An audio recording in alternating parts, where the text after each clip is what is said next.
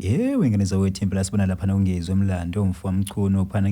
eThekwini Gugudlamini Park ekhuluma nawo kamabutho emva kwemashi ebeyimpumelelo ebeyibheke phana point kosukwini lanamhlanje. Bafethu ngaphandle basikhuluma kakhulu ngicela banqane nginibingelele kuyona ngembuso CMTV sithi nje masiqala ngeyona channel ake wenze kulungile uciphize subscribe na notification bell uzithola zonke izindaba eshisayo nazo ke ezitrendayo.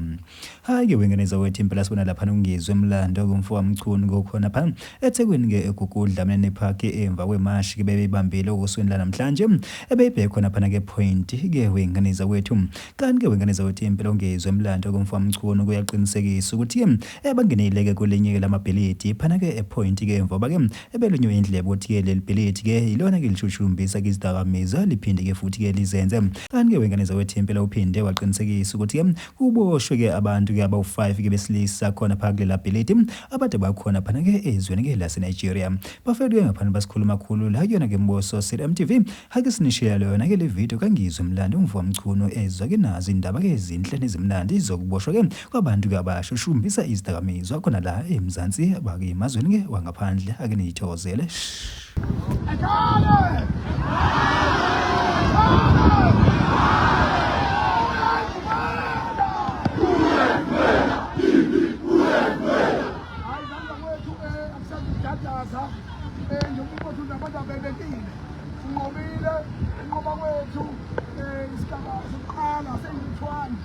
Olukhulu lesi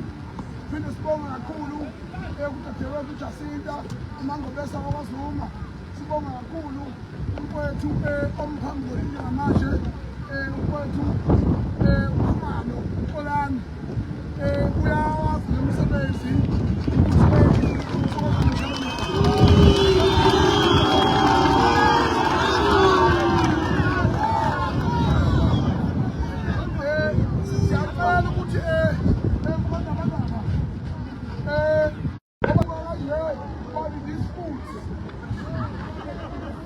sibonana njengayikhuphula kodwa mina ngiyokufakaza ukuthi ngibalele kulela bhilidi sabona umfowethu Xolani njengamanje kuboshwa abantu abawu5 abadayisa ama-drugs.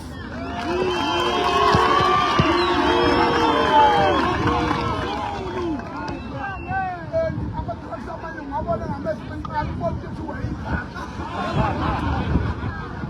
ubhizi buyamiswa ngempela nje umkhothi eshindalo umthetho uyayibonga khuluma iqiniso sifike kumiswa iy'mpuphu igcwele itafula amanyala esingayosobona empilweni yethu lo ngazali